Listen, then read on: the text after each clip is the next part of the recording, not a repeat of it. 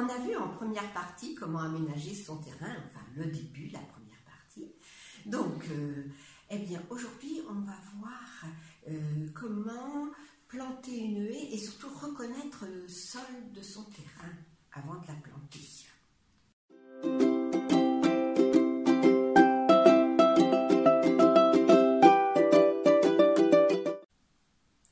Donc, au niveau du sol de votre terrain, on va en voir trois.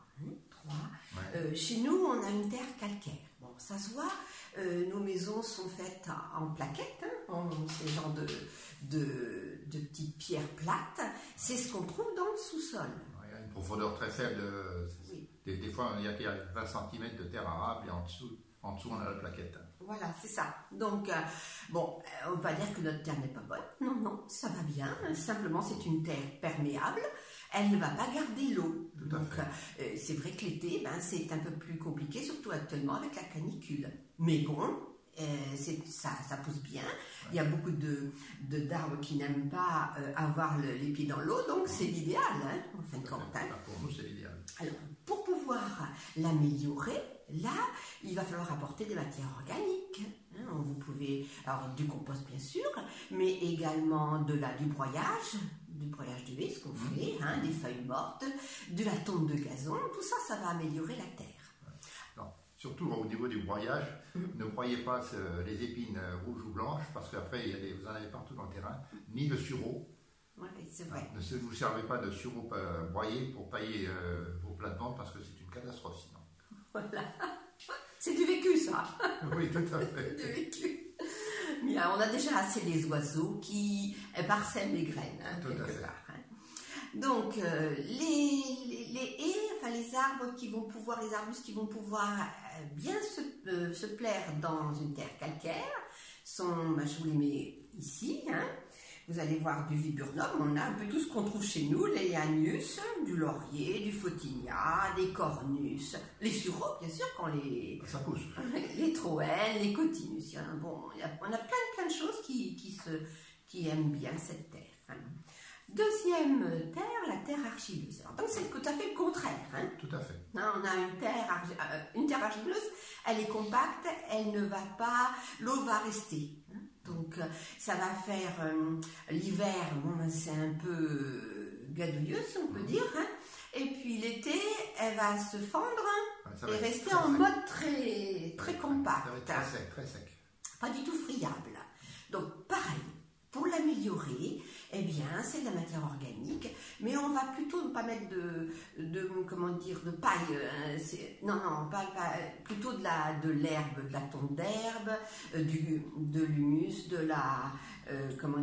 du compost, bien sûr. Je pense qu'on peut aussi rajouter du sable pour l'aérer. Voilà, du sable, exactement. Ça va l'alléger.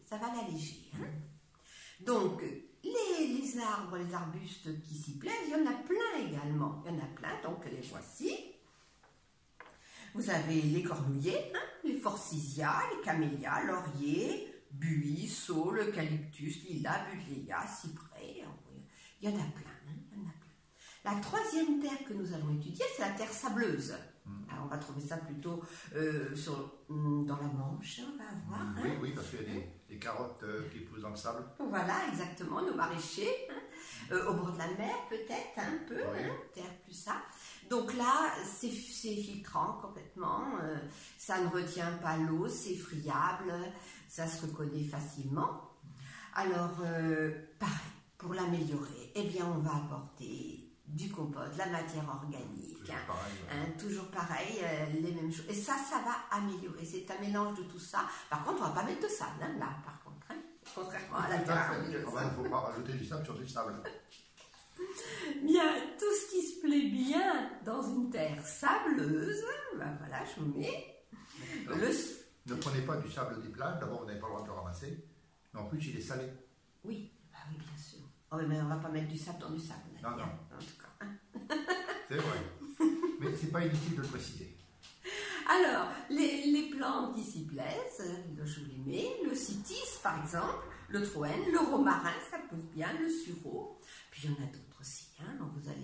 Il suffit d'aller voir votre jardinerie et puis de demander ou de lire dans les livres. C'est vraiment, ça, on trouve plein de choses. Tout à fait.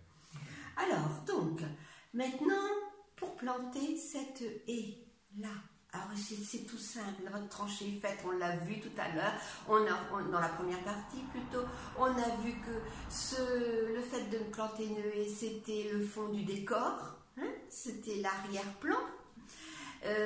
Donc, la tranchée est faite, vous allez, pour une terre argileuse, on va y ajouter des graviers au fond, on va y ajouter du sable au fond, hein, pour pouvoir que les racines ne baignent pas dans l'eau. Hein. Et puis ensuite, pour les autres, hein, eh bien, nous, dans notre terre calcaire, on n'a pas besoin, ça ne tient pas l'eau, donc tout va bien. Et puis la terre sableuse, plutôt des matières organiques que l'on va mettre au fond. Donc, ok, l'arbre que l'on a choisi, les arbres qu'on a choisis, eh bien, il va falloir couper une partie des racines, hein, un bon tiers des racines, et puis un petit peu l'eau, une fois que ça va être planté, bien sûr.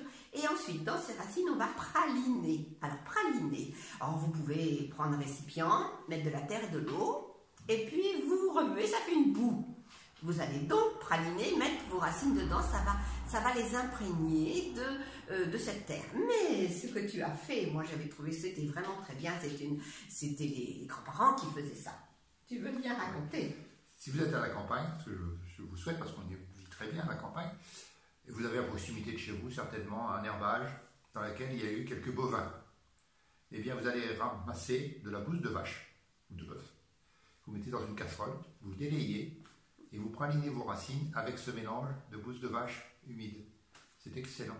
Excellent pour la reprise de votre végétal. Voilà. Bon, et si vous n'avez pas, bien, au fond de votre tranchée, vous mettez un peu d'engrais, de quelques granules d'engrais. C'est important parce que ça va se diffuser au fur et à mesure des mois. Et donc, vous plantez, vous recouvrez de bonne terre, hein, d'un bon terreau. Cette fois-ci, on essaie d'y mettre le mieux possible, hein, un mélange, hein, de votre terre du jardin, du terreau que vous avez acheté ou du compost que vous avez pu trouver, et puis vous mélangez et vous mettez ça dans votre tranchée. Vous recouvrez avec votre terre, hein, que vous avez enlevée. Vous allez bien piétiner, ça c'est important. Hein. Avant de remblayer et avant de mettre en place votre végétal, humidifiez votre tranchée. Oui, ça c'est vrai. Humidifiez correctement votre tranchée de façon à ce que dès le début, il y ait de l'humidité au fond de votre tranchée pour nourrir, abreuver votre végétal. Voilà. Et donc, une fois que tout a été mis, que vous avez marché, vous avez bien aplati, vous rehumidifiez. Vous arrosez, hein, c'est plus que d'humidifier. Vous arrosez. Vous arrosez. Même s'il pleut, vous arrosez même s'il pleut.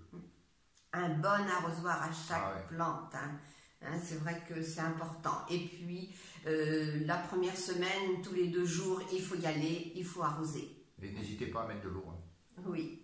Et donc, ensuite, eh bien, si la première semaine vous avez fait ça, après, bon, comme on avait dit que c'était en automne, c'est génial parce que la météo va remplacer, vous n'aurez plus besoin de rien faire. Tout à fait. Si vous voulez planter au mois de début mars, là, hein, alors donc après avril, il va falloir arroser, hein, il va falloir continuer à arroser.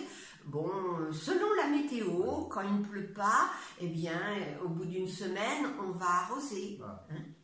Et puis petit à petit, bon, la première année, alors l'idéal, hein, j'appuie, l'idéal, c'est quand même de planter à l'automne. Hein. C'est vraiment l'idéal parce que vous n'avez plus ce travail à faire d'arrosage. La météo, la nature va le faire elle-même. Mais seulement l'été suivant, pendant une année, il va falloir arroser plus spécifiquement ces plantes que vous avez plantées. Hein, ces arbres que vous avez plantés depuis 1 an, c'est important. Tout à fait. Et ensuite, eh bien, au bout de 2-3 ans, ils vont vivre normalement, c'est eux qui vont gérer leur poussée. Et ça va bien se passer, il n'y a pas de souci. Exactement. Voilà, on continuera avec la suite, hein, parce que bien sûr, ce n'était que la toile de fond. Tout à fait. Donc, on vous souhaite une bonne journée et puis à bientôt. À bientôt. Au revoir.